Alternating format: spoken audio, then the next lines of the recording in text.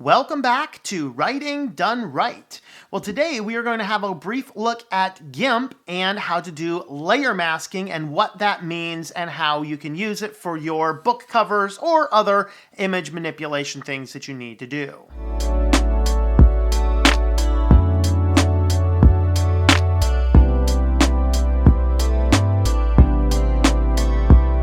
So thanks for coming back to Writing Done Right. I am Tom Morosky. I'm an author and a technology consultant, and on this channel, we teach you how to write and produce your books using free and open source software. And don't worry, there's some non-open source stuff out there as well, and other tips and tricks and just general writing stuff. If you're ever curious about how a book is produced or you want to try your own hand at it, this is the perfect channel for you. If you're like, I just want to write and we'll leave the production to someone else, hey, feel free to reach out to me. I do sell the services to produce your books professionally. So with that being said, we're going to talk today about layer masking, what you might use it for. Of course, this is kind of starting a series of videos about the production of my new science fiction novel called Synaptergy. And on this channel here, on this book cover here, I use layer masking in just a few little subtle ways. So if you notice the person here, how he kind of fades into the background a little bit near his feet, we had some layer masking on this so that he is more transparent at the bottom and less transparent at the top. So he kind of pops out of the clouds a little bit near the top. Of course, we do a little bit of masking to get nice fading in and out for where the neurons at the top reach the top of the buildings, where the bottom fades up into black. That's all done with simple layer masking.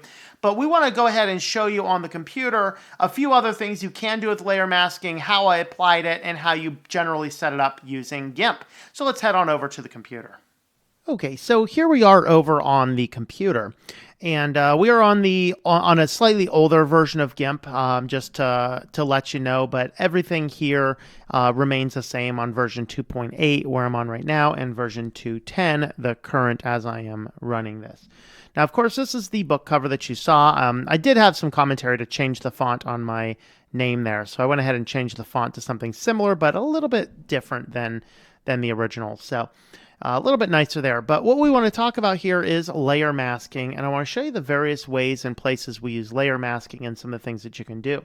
Now, masking could be more considered like transparency manipulation. That's really what it does. Now, of course, when we're working with layers and things, you can control the entire opacity just with your opacity commands. So let's see, whatever layer I'm on, let's just say we're just on my name layer there. We can actually control the general opacity of the name there for the whole layer. But what a layer mask is going to allow us to do is to have specific transparency in just individual places. And so what this means is you have a pure opacity, meaning it's completely visible, or a pure transparency. And so this is kind of what we're going to do. So let's just kind of start by, we will right click on a layer and then we will hit the add a layer mask. Okay, so adding a layer mask, what we are going to do is we have the choice to go with full opacity, full transparency, or the layer's current alpha channel. So the alpha channel is the transparency channel. So this is basically where you can choose to run a layer kind of as a clipping mask as well. So I usually just work within either the full opacity or the full transparency, whatever we want to do. So of course, if I hit this now, it adds this mask here that's entirely black. Okay, and that gives me a full transparency here, so I can't see anything. Now, you can select from your layer, you can see whichever one has, in this case, the white selected around it is the active layer. So if I actually go over here and grab my paint bucket and my white color, and I go onto the layer mask, and I go ahead and just do something like this, you'll see that, oh, it does the whole thing. So it's full opacity there. Now, what we're going to do, though, here, let's just undo that. What we can do now is we can do various manipulations of this mask without harming any pixels. So oftentimes what I'm actually going to do is some type of gradient layers or things, which you can pick really any type of gradient. So this guy here is like a blinds gradient, which is using a variety of different colorations.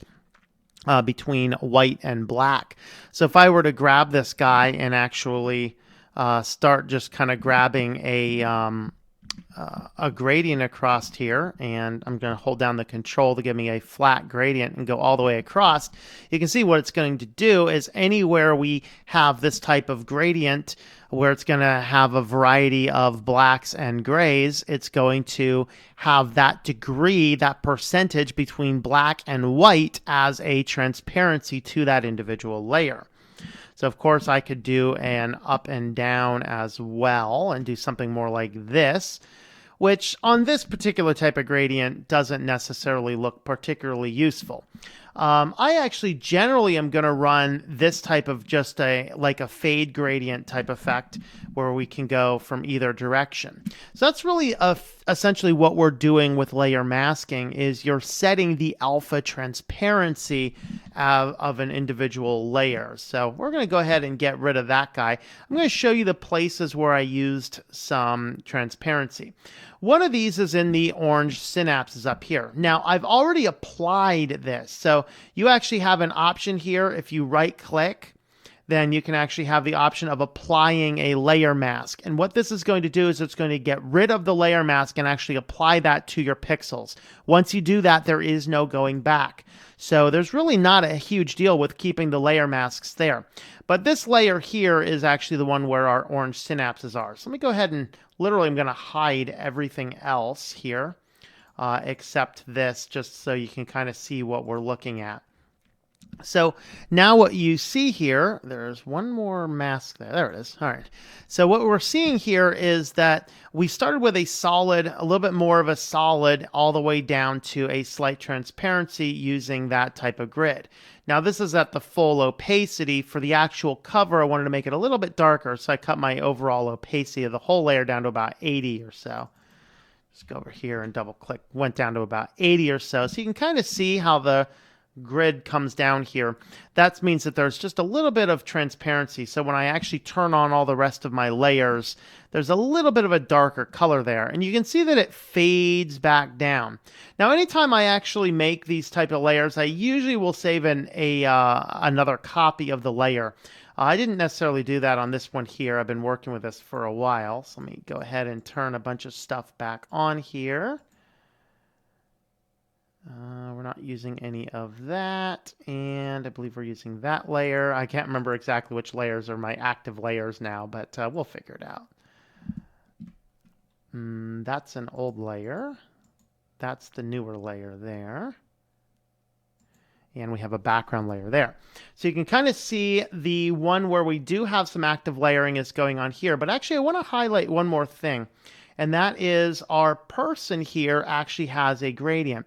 So if you actually notice the picture, what's going on here is we can see that I actually have, he's more sticks out up near the top and less down near the bottom. And the way I did this is there's actually two copies of him on this image. So this is here all fading in behind the clouds. And I have another one where it's just the person fading into the backgrounds. So this is what that one actually looks like. So if I pull out all the rest of the layers, we kind of have just the top half of him fading down into the clouds so that as we're actually going down into the clouds there, then we'll actually start to see that. So let me pull this one off and pull the clouds back on, because the clouds are also, by the way, have a transparency layer. And this guy here, which you can't tell the difference between these because there's no layer in between, but once I turn on the cloud layer, now you can see the effect of the masking layer. So that's how we pulled off these effects to have him fade on into the clouds, but still be very visible near the top. And so that's kind of what we're looking at doing here. So how do we accomplish all these different things? Well, let's go ahead and indicate how I pulled this off. Let me close this one out. That's the older person. Let me just delete this layer so it doesn't get in my way. That was the older person that was sitting on there. So what we did here is, let me just go ahead and add the layer back in. So this is actually the image that we had. We're going to convert the layer. It should drop on a little bit bigger because it's a little bit bigger of a layer. And now I'm going to change this, and I believe, if I remember correctly, I did an 8.5 width. Nope, it was a 5.5 width. Let me go with that. I think this is about the size that we needed to do. Okay, might need to be a little bit bigger there. Let's go ahead and have a look. Yeah, it looks like about right. All right, so now that we have this guy here dropped in there, so you can see now that he's kind of sticks out a little bit more than he should. It's not perfectly lined up, but it's close enough for our illustration here. Let's just go ahead and fix that there. Of course, we can toggle this on and off just to see. All right, so that's pretty lined up. So now we got this guy lined up. Again, we want to have him stick out a little bit more. And so what we're going to do here is we're going to start with this guy here. We're going to add a new layer mask. And so right click, hit and add a layer mask. Now, again, you can go full opacity, full transparency. It doesn't really matter which one we go with. If I go with the full white, you don't see any difference. If I go with the full black, he would completely disappear. Again, we're going to pick now our gradient tool.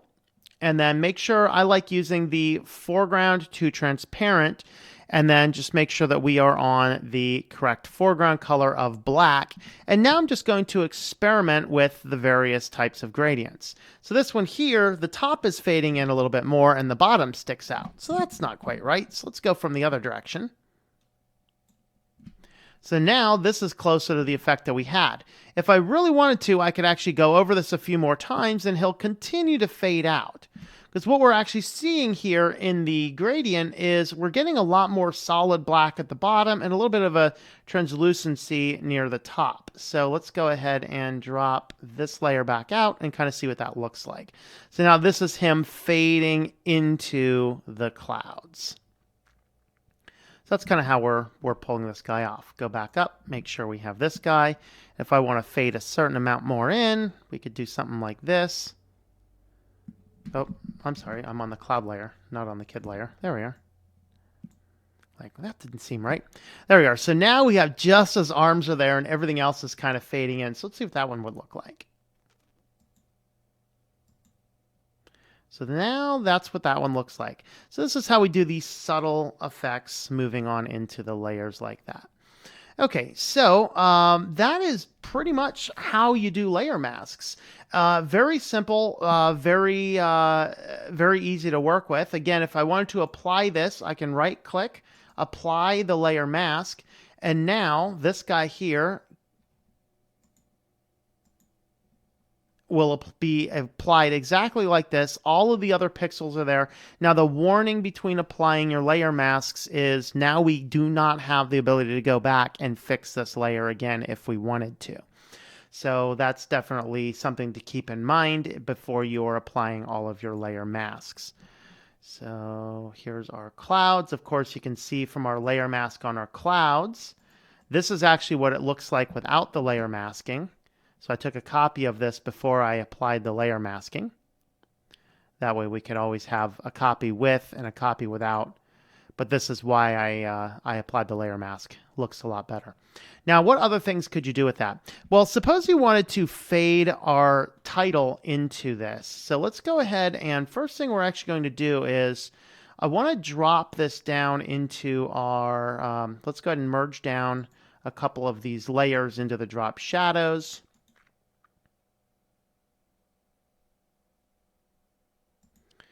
Okay, so now we have just a single layer with our text there, and our shadow is kind of embedded directly into the layer now.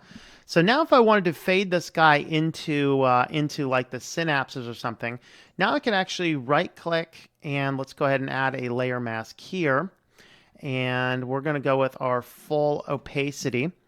And now what we're going to do is the bottom part generally is going to keep that black shadow. the top part is going to be more white. So what we'd probably like to do is fade out the bottom. So that means that I want more of the black on the bottom, more of the white on the top. So we're going to go ahead and start at the bottom with a gradient and go up. And now what you can see is we're doing it just like this. So now our title is dropping on into here. Now, if you want to make this more defined, I could do something like this. Let's go ahead and do something neat here. So the first thing I'm going to do is I want to grab a color of these synapses. So we're going to grab this guy and let's go with this orange. Okay. So I'm going to go back to my text layer here and let's go ahead and we're going to, we could delete the layer mask, but what I'm going to do is disable the layer mask. And now what I'm actually going to do is I'm going to select all the text. Just like this. So our select tool there is going to grab just the things that we have. I'm holding down the shift key to add to the selection. So now just our text there is under our selection. So let's go ahead and hit stroke selection with the current color. I think 6 might be too much. Let's try 3. So now you can see that we now have a stroke here that is on our orange. Now, what I might actually want to do is do that stroke on a separate layer. So let's go ahead and undo this. We're going to create a new layer. Now, mind you that our selection there is on a new layer. We're going to add that stroke back to this guy here. So now you can see your stroke is on a different layer there. Now we're going to go back down to this layer here and re-enable. Let's go ahead and deselect this guy here. So now we have our transparency going from a solid white down. Now, I think that that's a little bit too much. Let's go ahead and go back to our black, and let's go ahead and give me more black back down to the bottom. So let's try, actually, go back to white, more white. There we are. So now we would have an effect that seems as though the letters are fading down into the color of the synapses as the lettering is now becoming somewhat transparent to what we have in the background. So you can kind of see what that's looking like. So that's one of the cool effects that you can do inside of your layer masking. So that's pretty much about what layer masking is about. It's just about controlling the alpha transparency across a variety of different methods. And again, the full layer, you can control the transparency just with the layer transparency here. But if you want to add just a little bit of custom transparency using your layer masks. Of course, on GIMP, right-click, apply the layer mask, applies that automatically. There's no going back, so be careful with that. You can actually disable the layer mask. You can edit it. You can show the layer mask here if you want to show what it actually looks like. So if you want to be able to have a little bit more fine control. So I might look at this and go, well, I kind of want this. Maybe I want this transitionary period right in the middle. Now I can actually probably see this a little bit better. Let's go up to our black. Go a little bit more up. That looks a little bit better. So let's go ahead and turn off the show layer mask. That looks quite a bit nicer. More black on the very bottom, more white on the very top with that deep transparency right in the middle. So that's actually pretty cool. I'm not sure I'd use that for this particular book cover just because it's a little bit too busy here. But that being said, that's something you could do if we didn't have such a busy background there. So I'm just going to go ahead and disable the layer mask because I think this is better. Although with that orange stroke, that looks pretty cool too. But anyway, there's layer masking. Adding layer masks, using your gradients, using your transparencies, and all it's going to do is add a variety of different things. So again, subtle effects are always what's better. You like subtle way more than you like in-your-face effects. Always a better approach to go. So with that, hopefully this helped you figure out a little bit more about layer masks and how to be a little bit more comfortable with the GIMP platform. And let me know if this helped. Don't forget to like the video if you like this. Subscribe to the channel if you've not already. If you do need help writing a book cover and you'd like to hire me for doing that, go ahead and reach out to me on the contact form on WritingDoneRight.net. And I hope that this video has taught you how to get your writing